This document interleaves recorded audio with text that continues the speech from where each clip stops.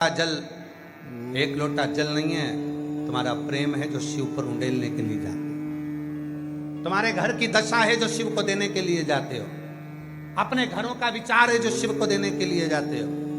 मंदिर जाते होगे, दूसरे मंदिर में भी आप जब जाते होगे तो वहां पर पंडित जी आपके हाथ में इतना बड़ा तांबे का पात्र होता है, उसमें तुलसी डली होती है, आप हाथ आगे करते हो, वो जल देते हैं, तुम पीते हो। बोलो बोलो, सही है कि गलत है? पीते हो, वो पंडित जी देते हैं हाथ में, तुम लेते हो। कभी पंडित जी से पूछा कि ये जल की महत्वता इतनी क्यों है?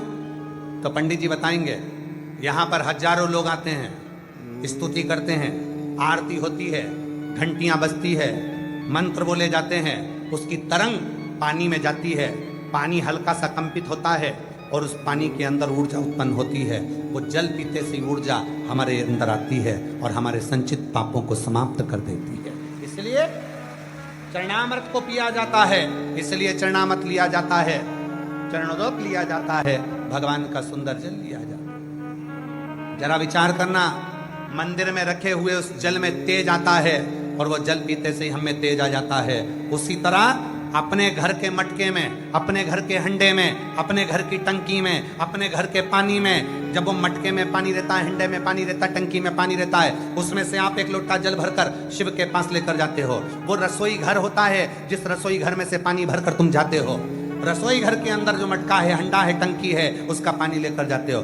दिन भर रसोई घर में क्या बात हुई, क्या क्लेश हुआ, क्या आप शब्द बोले गए, क्या हो रहा है, कौन चिड़चिड़ कर रहा है, क्या हो रहा है, ये रसोई घर में सब चलता है। और रसोई घर की तरंग उस पानी में जाती है। उस पानी को लेकर आप घर के अंदर से बाहर निकल कर जाते हो। घर के अंदर से जब निकलते हो, पूरा वास्तु उस जल के अंदर आ जाता है, पूरा क्लेश जल के अंदर आ जाता है, पूरी परेशानियां जल के अंदर आ जाती है, सारे घर के व्यक्ति का टेंशन जल के अंदर आ जाता है। और वो जल जब महादेव को चढ़ता है तो तुम्हारा घर अपने आप पवित्र होना प्रारंभ हो जाता है। वो जल शुद्ध हो जाता है। कहा गया, जल चढ़ाकर वापिस लेकर आओ, अपने घर में प्रक्षण करो। जब हम जल चढ़ाते हैं, शिव पर चढ़ते ही वो जल शंकर की जटा पर जल पहुंचा तो गंगा जल हो गया। शिव के शिवलिंग पर चढ़ते ही जल गंगा जल हो जाता है। सप्त नदी, सप्त सरोवर, सारे तीर्थ, सब कुछ वही है। और वो जल हमारे घर आकर प्रोक्षण करने पर सारी हमारे अंदर की जो नेगेटिवता है वो बाहर निकलती है और ऊर्जा घर में प्रवेश करती है। मझधार में है नैया, कश्ती भी पुरानी है,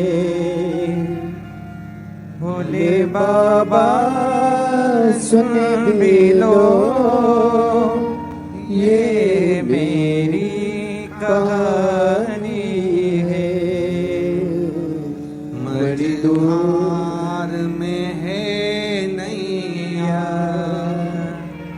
कश्ती भी पुरानी है, भोले बाबा सुन भी लो, ये मेरी कहानी है। मझधार में है नैया। वो एक लोटा जल तुम्हारी समस्या का हल कैसे बनता है? सारी दुनिया के लोगों को टेंशन है, सीवर वाले महाराज ने केवल एक ही शब्द दिया है, एक लोटा जल। जम के बोलो जरा, एक लोटा जल। ये पूरे विश्व में, केवल भारत देश में ही नहीं, विदेश में भी इस बात की चर्चा है कि एक लोटा जल सारी समस्या का हल कैसे बन सकता है। ये नारा कैसे बन गया, ये बच्चे के मुख पर कैसे आ गया, ये बुजुर्गों के मुख पर कैसे आ गया। साधु संत सन्यासी तपस्वी साधक उपासक, कोई भी ब्राह्मण क्षत्रिय वैश्य शूद्र कोई भी हो, उसके मुख पर यह मंत्र है कि एक लोटा जल सारी समस्या का हल है। आखिर इस पे विचार करा गया कि ये जल समस्या का हल कैसे हो जाता है, क्योंकि सारी समस्या घर में आती है। दुकान की बात भी घर में आती है, फैक्ट्री की बात भी घर में आती है, व्यापार की बात भी घर में आती है, बच्चे भी घर में बात करते हैं, और जब घर में मंथन होता है विचारों का, सब टेंशन घर में जब आता है तो वो जल में तरंग जाती है, और जल में वो तरंग गई और वही लोटा भरकर जब शिव को चढ़ा तो सारी समस्या शिव की हो गई और उसका हल निकलना प्रारंभ हो गया।